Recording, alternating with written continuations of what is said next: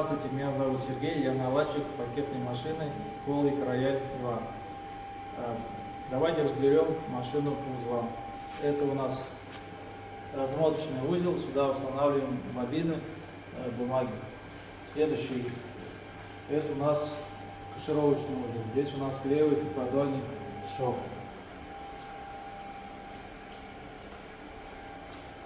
Следующий узел. Здесь установлена лыжа, формируется рукав пакета. Здесь у нас дальше отрубается отрубным ножом и идет формирование дна пакета. Этот узел для склеивания дна пакета.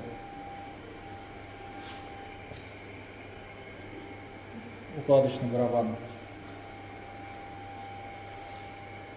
А теперь давайте запустим машину и посмотрим ее действие.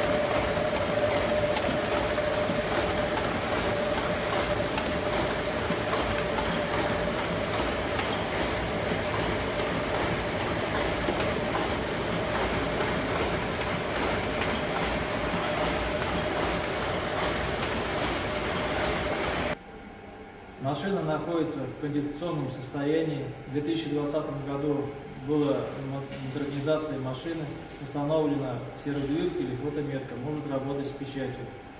Машина находится на действующем предприятии, вложений не требует, обслуживается всегда техническим персоналом, на данном этапе готова к продаже.